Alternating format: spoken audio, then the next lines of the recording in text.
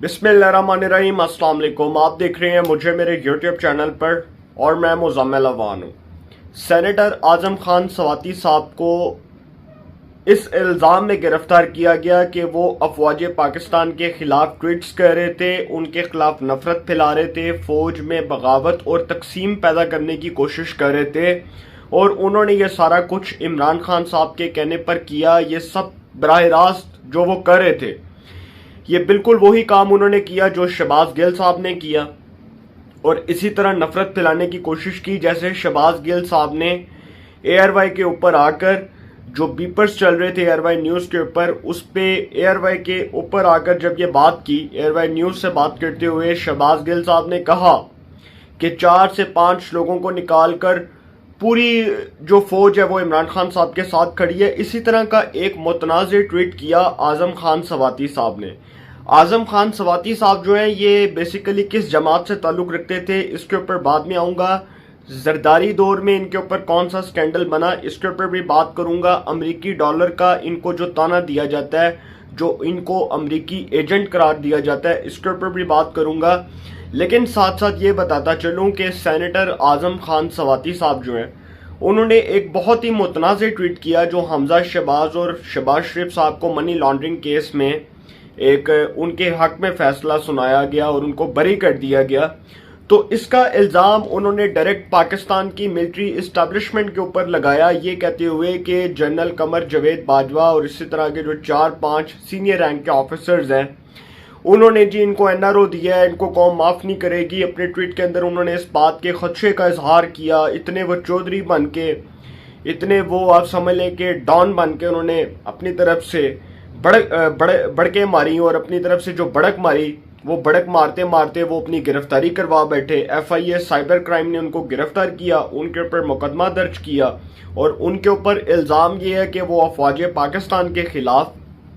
बराह रास्त तनकीद करते पाए गए, उनके खिलाफ जहर उगलते पाए गए, उनके खिलाफ बोलते पाए गए, उनके खिलाफ नफरत अंगेज बातें करते पाए गए। उनको इस इल्ज़ाम में गिरफ्तार किया गया। अब ये जो आज़म खान सवाती साहब है जी, इनको जिस इल्ज़ाम में गिरफ्तार किया गया, इसके साथ साथ इन्होंने अब ये बताया कि मेरे कपड़े उतार कर जी मुझे तशद्दुद किया गया, मुझे तशद्दुद का निशाना बनाया गया। बिल्कुल ऐसे ही जैसे शहबाज गिल जो है, जब वो एआरवाई न्यूज़ पर आया तो शहबाज गिल जो है उस वक्त भड़के मार रहा था और उस वक्त वो कह रहा था कि जी मुझे कोई हाथ नहीं लगा सकता है, उस तरह की वो बातें कर रहा था। और उसके बाद वो वफाकी हुकूमत को बराह रास्त जो है वो थ्रेट कर रहा था। तो अपनी तरफ से जो है ना वो भड़के मार रहे थे और शहबाज गिल साहब ने भी यही काम किया था जो आज़म खान सवाती साहब ने किया, वही शहबाज गिल साहब ने किया था। तो इल्ज़ाम दोनों के ऊपर एक ही है और इल्ज़ाम ये है कि जी अगर आप इदारों के ख़िलाफ़ इस तरह से बयानबाजी करेंगे, इदारों के ख़िलाफ़ नफ़रत अंगेज़ मुहिम चलाएंगे, इदारों के ख़िलाफ़ नफ़रत अंगेज़ बातें करेंगे, इश्तियाल अंगेज़ी पैदा करेंगे, तो फिर आपके ऊपर संगीन गद्दारी का मुकदमा भी दर्ज हो सकता है। आपको आर्टिकल 6 के मुताबिक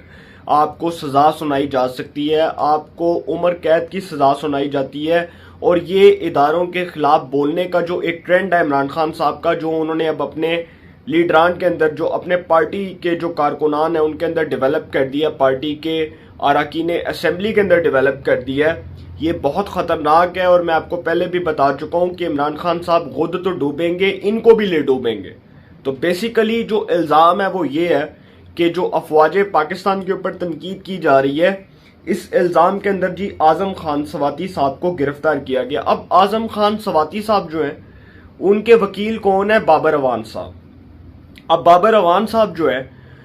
वो आप सबको याद होगा कि जरदारी दौर के अंदर वो वफाकी वज़ीर कानून भी रहे और NRO अमल दरामद केस में जो अदालत से एक बहुत ही अच्छी खासी छित्रोल हुई बाबर अवान साहब की, जो आप समझ लें कि धुलाई हुई इफ्तिखार चौधरी की अदालत में। जब NRO अमल दरामद केस की समाअत होती थी तो सुप्रीम कोर्ट के लार्जर बेंच ने बाबर अवान साहब को बातें सुनाई और बताया कि आप किसकी वकालत कर रहे हैं।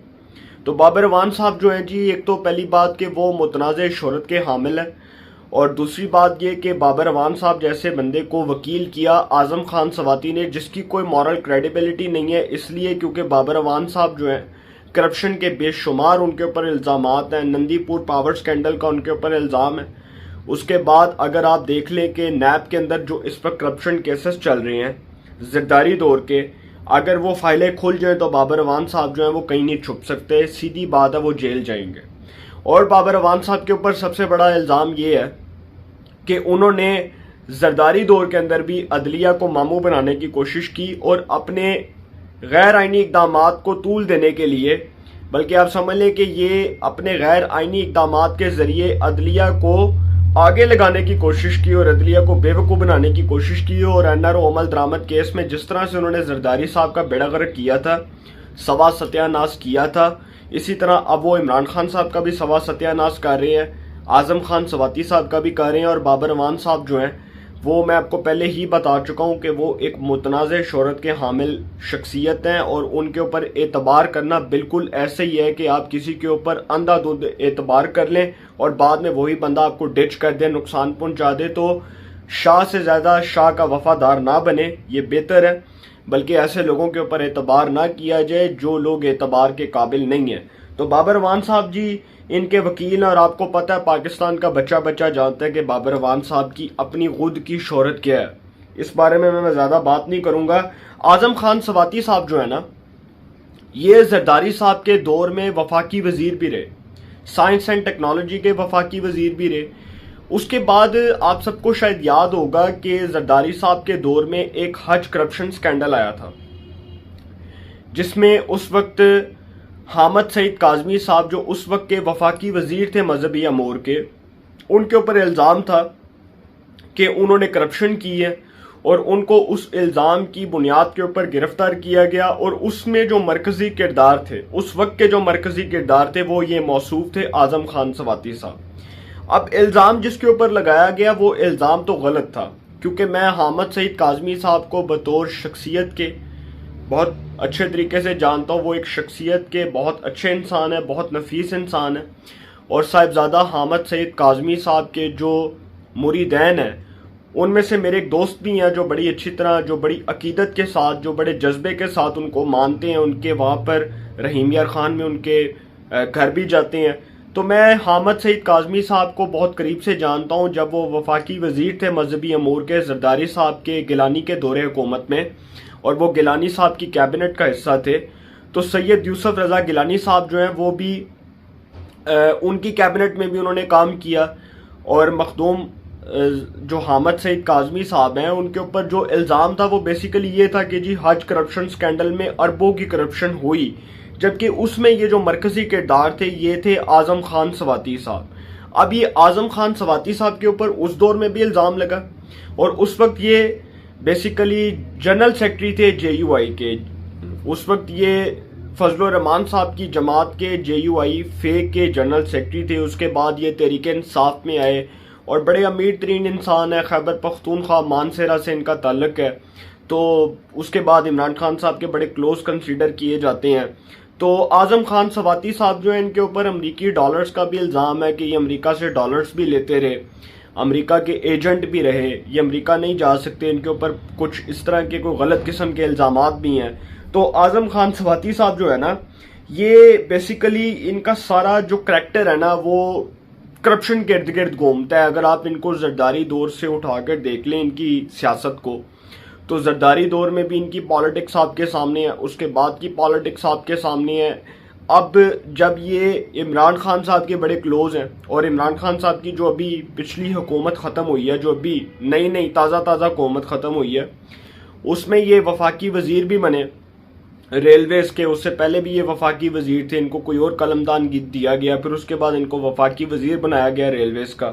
تو اب یہ اعظم خان سواتی صاحب نے ایک ٹویٹ کیا، اور اس ٹویٹ کے الزام میں ہی ان کو گرفتار کیا گیا، اور یہ ٹویٹ بڑا خطرناک تھا۔ یہ ٹویٹ میں آپ کو پڑھ کے سناتا ہوں، اور یہ جو ٹویٹ تھا یہ بیسیکلی افواج پاکستان کے اوپر اٹیک تھا، جنرل باجوہ کے اوپر اٹیک تھا، اور افواج پاکستان کو برباد کرنے کے لیے، اس میں تقسیم پیدا کرنے کے لیے، اشتعال پیدا کرنے کے لیے یہ ٹویٹ کیا گیا۔ یہ ٹویٹ میں آپ کو پڑھ کر سنا رہا ہوں۔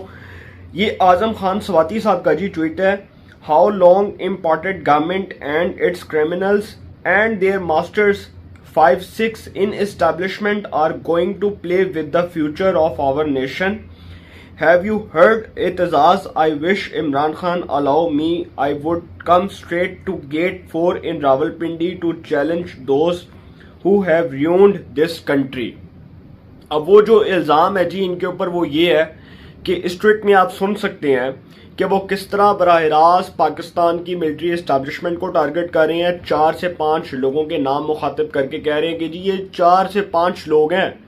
ये फारग हुए तो पूरी फौज पाकिस्तान इमरान खान साहब के साथ खड़ी है। फिर एतजाज एहसन साहब की बात कर रहे हैं। अच्छा, मैं आपको एक बात बताता चलूं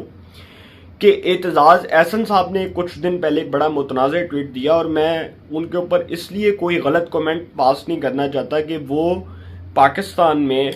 एक बहुत ही सीजनेबल पॉलिटिशियन के तौर पर जाने जाते थे एक वक्त के अंदर, जब वो मोहतरमा बेनज़ीर भुट्टो शहीद के दौरे हुकूमत में वफाकी वज़ीर दाखिला भी रहे और पाकिस्तान के बड़े प्रोमिनेंट किस्म के लॉ एक्सपर्ट हैं। तो एतजाज एहसन साहब जब इस तरह की बातें करते हैं तो बड़ा अफसोस होता है और मैं एतजाज एहसन साहब के इस रवैये के ऊपर मुझे बड़ी मायूसी हुई कि जब एतजाज एहसन साहब ने मोहतरमा कलसूम नवाज साहिबा की बीमारी का मजाक उड़ाया और उस वक्त उनको माफ़ी मांगना पड़ी और इस किस्म के उन्होंने शरीफ ख़ानदान के ऊपर कमेंट्स किए, इस तरह के इल्ज़ामात लगाए। तो अब ये खैर से मौसूफ हैं एतजाज एहसन साहब, इन्होंने कुछ दिन पहले ये ट्वीट किया जब नवाज शरीफ को और मरियम नवाज साहिबा को और कैप्टन सफदर को एवन फील्ड अपार्टमेंट्स केस के अंदर उनको बरी कर दिया गया, एवन फील्ड रेफरेंस के अंदर उनको बरी कर दिया गया इस्लामाबाद हाई कोर्ट की जानिब से। तो उन्होंने कहा कि जी ये बहुत बड़ी गलती हुई है कि शरीफ ख़ानदान को NRO मिल गया है और बाजवा ने इनको NRO देकर बहुत बड़ी गलती की है। मैं हैरान हूँ ऐसे लोगों के ऊपर कि ये लोग इल्ज़ाम लगाते हैं पाकिस्तान की मिलिट्री स्टैब्लिशमेंट के ऊपर, जबकि इमरान खान को इन्हीं अदालतों से इंसाफ मिलता है। इमरान खान साहब जो हैं जब वो इन्हीं अदालतों में पेश होते हैं तो सबसे पहले इमरान खान साहब पेश होने के साथ साथ अपनी ज़मानत के लिए अदालत से रिक्वेस्ट करते हैं कि मुझे ज़मानत दे दी जाए, मुझे ज़मानत का परवाना मिल जाए और उसके बाद उनको ज़मानत मिल जाती है। तो ये लोग फिर किस हैसियत में इल्ज़ाम लगाते हैं कि भाई उनको NRO मिल रहा है। भाई NRO अगर इनको मिल रहा है तो फिर इमरान खान साहब को अदालतों से रिलीफ क्यों मिल रहा है? सवाल तो ये उठता है ना, सवाल तो ये उठता है कि इमरान खान साहब चोरी करें और चोरी के इल्ज़ाम में ये साबित हो जाए कि इमरान खान साहब प्रोफेशनल चोर हैं और उसके बावजूद अदालत उनको इंसाफ दे दे, तो सर ये सोचने की बात है। तो फिर एतजाज एहसन साहब को ये भी पूछना चाहिए था इमरान खान साहब से कि आपको बार बार अदालतें इंसाफ क्यों देती हैं, आप बार बार अदालतों में पेश होते हैं, आपको जमानतें मिल जाती हैं। तो ये एतजाज एहसन साहब ने एक बड़ी आप समझ लें कि मायूस कुन बात की है और मैं नहीं समझता कि कितने पढ़े लिखे शख्स को उम्र के इस हिस्से में जाकर इस किस्म की बेवकूफ़ाना बातें करनी चाहिए और इस किस्म की स्टूपिडिटी करते हुए, इस किस्म की गलत चीज़ों का मुजाहरा करते हुए इदारों को टारगेट करना चाहिए। और ये बिल्कुल गलत है कि अगर आपको शरीफ ख़ानदान से कोई इख्तलाफ है, वो मुझे पता है एतजाज एहसन साहब को एक बुग़्ज़ है और वो बुग़्ज़ मैंने आपके सामने जिक्र इसलिए नहीं किया क्योंकि 2013 के आम इंतखाबात में एतजाज एहसन साहब की जो एहलियाँ हैं बुशरा एतजाज साहिबा, उनके बदले में एतजाज एहसन साहब ने टिकट मांगा था नून लीग से और उनको टिकट देने के लिए एतजाज एहसन साहब ने रिक्वेस्ट की थी मियाँ नवाज शरीफ साहब से कि वो शेख रुहेल असगर साहब वाला जो हल्का है वहां से बुशरा एतजाज साहिबा को टिकट जारी करें, नून लीग के प्लेटफॉर्म से वो इलेक्शन लड़े। नवाज शरीफ साहब ने इनकार कर दिया और शेख रुहेल असगर साहब जो हैं वो अपने हल्के में 2008 में भी जीते, 13 में भी जीते, 18 में भी जीते और आगे भी वो दोबारा जीत जाएंगे क्योंकि उनकी पॉपुलैरिटी बहुत है उस हल्के में। तो एतजाज एहसन साहब की जो एहलियाँ हैं इनके ऊपर LPG करप्शन स्कैंडल भी है और उसके बाद अगर मैं मुंह खोलूंगा तो फिर बातें दूर तक जाएंगी, फिर पता चलेगा बातें कहाँ तक जाएंगी क्योंकि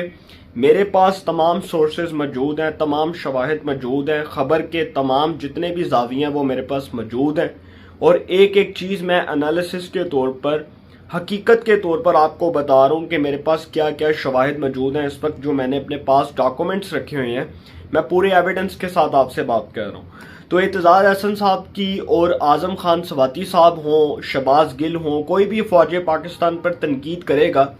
तो सर फिर नतीजा बड़ा भयानक होगा। और अगर इमरान खान साहब ऐसे करते रहेंगे और जो कि उनकी गलत फहमी है कि 4-5 लोगों को निकाल कर पूरी फ़ौज मेरे साथ खड़ी है, और ये बेसिकली इसलिए हो रहा है کہ نئے آرمی چیف کی تعیناتی کو متنازع بنایا جائے، کیونکہ اب ان کو پتہ چل گیا ہے کہ نومبر کے اندر نئے آرمی چیف کی اپوائنٹمنٹ ہونی ہے، اور اس سے پہلے یہ تمام جتنی بھی چیزیں ہو رہی ہیں یہ عمران خان صاحب اس لیے کروا رہے ہیں کہ کسی طرح یہ جو 4 سے 5 لوگ ہیں ان کو متنازع بنا دیا جائے۔ اچھا، اگر سر آپ ان کو متنازع بنا دیتے ہیں تو کیا شہباز شریف صاحب جو ہیں وہ پہلے بندے کو دوسرے تیسرے کو چھوڑ کے چوتھے کو بنا دیں گے؟ تو پھر آپ کیا کریں گے؟ چوتھے کو چھوڑ کے پانچویں کو بنا دیں گے، پانچویں کو چھوڑ کے کسی اور بندے کو بنا دیں گے۔ یہ تو وزیر اعظم کی صوابدید ہے نا کہ وہ کسی بھی شخص کو وہ آرمی چیف بنا سکتے ہیں۔ وزارت دفاع کی جانب سے سمری جانی ہے، وہ سمری ارسال ہوگی وزیر اعظم ہاؤس کو۔ وزیر اعظم ہاؤس کو جو سمری ارسال ہوگی اس میں 4 سے 5 نام ہوں گے۔ ان 4 سے 5 ناموں میں سے کوئی ایک نام جو ہے اس کے ایک نام کے اوپر مشاورت ہوگی، اس ایک نام کے اوپر رضامندی ظاہر کی جائے گی اور اس کو آرمی چیف بنا دیا جائے گا اور فوج کا نیا سربراہ آ جائے گا۔ پھر عمران خان صاحب کی خیر نہیں ہے، یہ میں آپ کو بتا دوں۔ یہ جو سارا کچھ عمران خان صاحب کر رہے ہیں یہ صرف اس لیے کر رہے ہیں کہ کسی بھی طرح نئے آرمی چیف کی اپوائنٹمنٹ کو متنازع بنا دیا جائے۔ صرف ان کا ایک ہی ان کا رول ہے کہ کسی بھی طرح نئے آرمی چیف کی اپوائنٹمنٹ کو متنازع بنا دو، فوج میں تقسیم پیدا کر دو، جرنیل لڑنا شروع ہو جائیں۔ نو سر، جو پاکستان کی ملٹری اسٹیبلشمنٹ کو 75 سال سے آنکھیں نہیں دکھا سکے، آپ کس کھیت کی مولی ہیں کہ آپ اسٹیبلشمنٹ کو للکار رہے ہیں کہ جی اسٹیبلشمنٹ جو ہے نیوٹرلز انسان بن جائے، نیوٹرلز ان کو این آر او دے رہے ہیں، نیوٹرلز یہ کر رہے ہیں۔ نہیں سر، غلط کر رہے ہیں۔ آپ کو نہیں پتہ اس کے نتائج بہت بھیانک ہوں گے، اور نئے آرمی چیف کے آنے کے بعد عمران خان صاحب کی پالیٹکس ختم ہے، یہ میں آپ کو بتا دوں۔ یہ عمران خان صاحب کو پتہ چل گیا کہ وہ اب اقتدار میں کوئی نہیں آنے والے۔ یہ جو وہ رولا ڈال کے بیٹھے ہوئے ہیں کہ جی اس کو بھی پکڑ لو،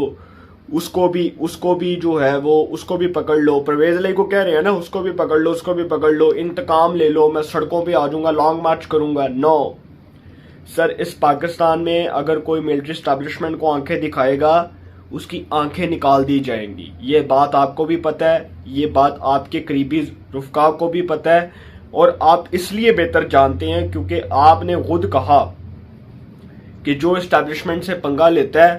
اس کے بعد اس کا جو حال ہوتا ہے وہ سب کو پتہ ہے، کیونکہ آپ اقتدار میں آنے سے پہلے یہ ساری باتیں کر چکے ہیں۔ تو بہتر یہی ہے کہ آپ اس طرح کی باتیں نہ کریں اور اپنے منہ سے اس طرح کی باتیں نہ نکالیں۔ اور اعظم خان سواتی صاحب جو ہیں، میں آپ کو پھر بتاؤں کہ جیسے شہباز گل کو مورے کے طور پر استعمال کیا گیا، اعظم خان سواتی کو کیا گیا، اس کے بعد سیف اللہ نیازی گرفتار ہوا، اس کو کیا گیا۔ تو عمران خان صاحب جو ہیں وہ بڑے ظالم ہیں، وہ استعمال کر کے ٹیشو پیپر کی طرح پھینک دیتے ہیں۔ تو بیسیکلی عمران خان صاحب نے اپنے پارٹی کے لوگوں کو استعمال کر کے پھینک دیا، اور یہ پارٹی ایسے ہی تباہ ہو جائے گی اگر عمران خان صاحب یہی نیریٹو اسٹیبلشمنٹ کے خلاف لے کر چلتے رہے۔ تو پی ٹی آئی جو ہے وہ پھر اگلے انتخابات میں آپ اس کے دیکھیں گے اس کے نتائج کیا ہوں گے، اس کے نتائج بڑے خوفناک اور بڑے بھیانک ہوں گے، اور پی ٹی آئی کو منہ چھپانے کی جگہ نہیں ملے گی۔ تو انشاءاللہ جی ایک نئے سیگمنٹ کے ساتھ پھر ملاقات ہوگی۔ اپنا بہت خیال رکھیے گا۔ اعلیٰ نگہبان۔